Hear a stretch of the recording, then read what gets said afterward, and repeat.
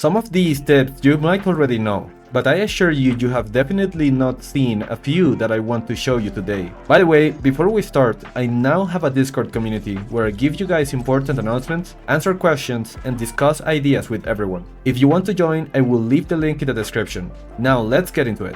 The first one in the list is a trick for any civilization that has garrisonable buildings, like the Kura storehouse or the Chinese village. You should already know that these buildings can be used to garrison villagers to defend against raids. This is good against 1 or 2 knights. But what if you see a really big raid incoming? You can actually set the Kura storehouse rally point to your TC, select all your villagers, press G to garrison, and then quickly select the Kura storehouse, and press F to ungarrison, and all your villagers will be magically teleported and garrisoned into your TC. This is amazing because unlike the Kura storehouse, your TC can actually shoot the incoming units and save all of your villagers really quickly. This works with any building that can be garrisoned, by the way, like towers or Chinese villages. I first saw this trick from Trashcan a long time ago, who has some awesome YouTube content in his channel, so go ahead and check him out if you haven't already. I have left a link to his channel in the description. This one is a really popular one, but I still see a lot of people that know it exists but don't know how to actually do it. Let's say you have villagers gathering sheep and you want to send 3 of them to a straggler tree that is on the other side of the TC. So you select them and click the straggler tree. What happens is your villagers will have to walk all of this distance, and when they get to the tree and start chopping wood, they will actually lose all of the food they had on their hands. Oh, and by the way, while recording this, I noticed the Knight Templar villagers actually do not lose the resources they are currently holding when you send them to chop wood, which is kind of interesting. But this should only apply to the Templars, due to how their wood gathering works. So anyways, instead, what you want to do is select the villagers, click on the straggler tree, and then quickly press G to garrison them in the TC. Then press your TC hotkey and press F to ungarrison. This will do 2 things. First, your villagers will drop off the food they had when garrisoned in the TC, and also they won't have to walk all the way around the TC, saving your precious idle time. Now, I know the previous tip included a lot of key pressing, so now let me show you how to control TCs effectively by using hotkeys. If you go to the control settings, view on remap controls, building selection, and scroll down to select all town centers, you can assign this to any key you want. And now every time you select it, you will select all the TCs you have currently. If you're a new player, you should develop a habit of always pressing this key and constantly producing villagers, no matter what you are doing. So for example, if you're looking away, scouting, or fighting, you should always press this key and produce a villager every now and then to maintain constant production. This works even if you have multiple TCs, since pressing this key will select all of them, and the villagers will be produced many at a time. But now there is a problem, because let's say you want to rally one TC to the Woodline and the other one to the sheep. What you can do now is go back to the building selection controls and search for the Cycle Through Town Centers keybind. This key will allow you to select only one of your town centers at a time, which you can use to set your rally points as you like. And then you can keep producing villagers with the select all town centers key, like so. This next one is a tip mainly for Rus, but it can be used with any civilization really. Rus is commonly known for going multiple scouts early and coming to harass your mining camps. But something extra you can do with your scouts is to position them right here between the mining pit and the gold mine. This will body block the villagers and they will actually have to go all the way around the gold mine to drop off the gold, causing the mining to be very inefficient. This is extremely annoying to deal with, but be careful because when there are too many villagers mining, they can actually surround your scout and kill it easily. This one is a really basic one, but I've seen many people that still don't do it. So at the very start of the game, you can do 2 things to maximize the effectiveness of sheep gathering. First, you select all your villagers and click the closest sheep to your TC. Not this one, or that one. This one. Then, after you have queued villagers and moved your scout, you can double click your sheep to select all of them and click on the other side of your TC. This will cause the sheep to walk much closer to it. When they reach this point, right next to your villagers, tap the V key, which will cause the sheep to stop. Now your builds will gather the food much closer to your TC, which results in less walking time, which in turn makes your food gathering faster and more optimized. An additional thing you can do is to kill the sheep with one villager at a time instead of letting all villagers do it. This is because the sheep killing animation is actually really long, which results in more idle time. The way I do this is by pressing the cycle through food villager hotkey, which selects just one bill, and then click on a sheep every time I have a moment to spare.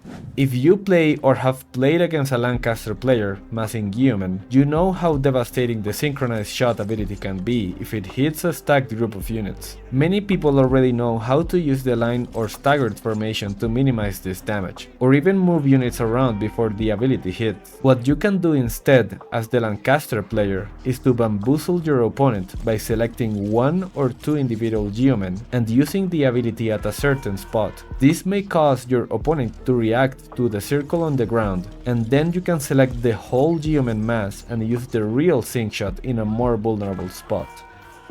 This next one is most commonly used to save armies that are running back from units that are chasing them. So here, for example, I am just walking back from these units with archers. If I do not do any formation shuffling, my unit will end up damaged in the end. What I can do instead is to use the line formation as I am running back. This way, the archers that are in the back increase their movement speed to put themselves in formation, and now the enemy units will have a harder time catching up to my units. The next two tips are extremely important to master your knight microplay, so pay close attention. You have probably heard that if you have equal number of knights as your enemy has spears, then the knights will win. This is true, but only if you know how to cancel the spearman brace like this. Just as a reminder for newer players, the spearman brace happens when you run your knight into a spearman like this, causing them to be impaled and stunned for a couple of seconds. This only happens when you charge against the spearman, but you can actually bait out the brace by charging into the spearman, then clicking in the ground, which cancels the charge. This will make the spearmen cancel their brace, and bracing actually has a cooldown as well. So now if you attack the spearman again with your knight, it will not be able to brace and stun your knight. This micro is pretty much a must know for every French player or really anyone who uses knights, since you can do this to harass poorly protected gold mines, or even win a decisive big fight. Now that you know how to cancel the spearman brace, you should know that you can also charge units at melee range like this. So normally the requirement to use a charge is that the knight must be at a certain distance away from a unit. If you click on a unit that is too close, the knight will only use its regular attack. However, if you are fighting at melee range like this, and there are other units behind, like archers for example, you can click one of the units that are behind to trigger the charge, and because there are other units right in front of the knights, the charge damage will be immediately dealt to them. You can use this tech to quickly kill spearmen or deal massive amounts of damage in a clash of armies. This one should be really well known, but just in case you didn't know, Jeane D'Arc can actually capture sacred sites once you reach the castle age. This is really useful because capturing it actually gives you XP, and JD can do it even if she is level 2. So if you find yourself in the castle age with map control against a turtling player, just send her to the sacred sites and get some XP in the process. When you are playing with the Holy Roman Empire and you choose the Achen chapel as your landmark, make sure you do not overbuild lumber camps. Let me show you what I mean. When you have already mined most of your woodline like this, instead of rebuilding lumber camps, leave only one at the very edge of the Achen chapel's range. This is because even though your villagers will have to run all the way back to the camp, whenever they get inside the range of the chapel, they will get the gathering speed buff for 30 seconds. Which means when they go back to the woodline, they will still gather much faster than if you remade the lumber camp right next to the trees. This will result in a much better gathering rate in the end. If you remake the lumber camp, your villagers will have to move less, but will actually gather much slower due to them not having the Achen chapel buff. There are quite a few hotkeys you can use to make sure your gameplay is much faster. For example, the select individual food, wood and gold villagers can be extremely useful if you want to build things fast or transfer villagers to another place. For example, let's say I'm microing my army really hard and I want to keep building houses or military buildings in my base while I'm still in the middle of the battle. Instead of going back to my TC or God forbid move my camera away manually, then looking for a villager in the middle of a stressing battle, selecting the villager and then building the thing, all you need to do is press one key to immediately select and move the camera to a villager and construct the building just like that. You can find these keys by going to the settings menu, view and remap controls, unit selection, and scroll down until you find them. Let's talk about an extremely important hotkey that almost every high elo player uses to chase raiders effectively. Let's say for example that a few knights just came to raid your base, so you select all of your cavalry and chase them until the end of the world. Believe it or not, I have seen this extremely commonly in players of diamond and below level. So an easy thing you can do is, if you're chasing the raiders with your cavalry, first shift click them like this with your unit selected, and then select a small group of them and use the remove from group hotkey. You can find this key by going to the settings menu, view and remap controls, control groups, and scrolling down until you find it. Now that just a few units are chasing the raiders, you can now press your cavalry control group and send the rest of your army to do something else. This is extremely important because if you send your whole army to chase just one or two annoying knights, this gives precious time to your opponent to do stuff like booming, getting map control, or even sending you a second group of raiders to another spot of your base, and then you will have no units in the important places of the map to prevent them from doing so.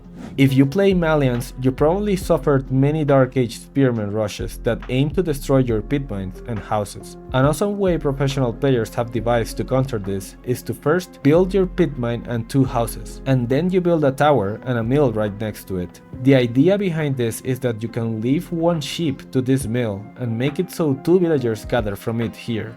This way, if spearmen come to start hitting your houses, you can just garrison your villagers in the tower and stop any further aggression from the spears. Because you are still gathering food from the sheep, your feudal age timing should not be delayed that much, and your opponent would have invested in a barracks and spearmen which will accomplish absolutely nothing. This mill is also not wasted because you will later need one to produce cows anyways. I recommend you to do this against early aggression civs like the Ottomans, Lancaster, and Japanese, who pretty much always start with the spearman aggression against malians. Finally, if you're a knight civ enjoyer, you will definitely need to know a few tricks to raid poorly defended gold mines. Let's say your opponent has one or two spears defending his gold mine like this. If you have two knights, we have already covered how you can cancel the spearman brace so you can safely charge the spears. And I also mentioned how if you have an equal amount of knights to enemy spearmen, then the knights should win. So in this case, don't be afraid to fight and get a few easy villager kills. But what if you only have one knight and a scout against 2 or 3 spears? In this case, the knight will probably lose against the spears, but if you split your scout from your knight and draw attention from the spears like so, you can then go in from the other side with your knight and safely get a kill if your opponent got the bait. Some players, however, do not grab the bait from a single harmless scout, being annoying, so this works best if you have 2 groups of knights. Now the spearmen have to chase 1 group of knights, then you can use the second group to come in unnoticed from the other side and get some kills. And that's pretty much everything I have for you guys today. I hope that was helpful, and please let me know down in the comments if you have any other unknown tips or tricks that you would like me to include in another one of these videos in the future. So yeah, hope you have a nice day and see you in the next one.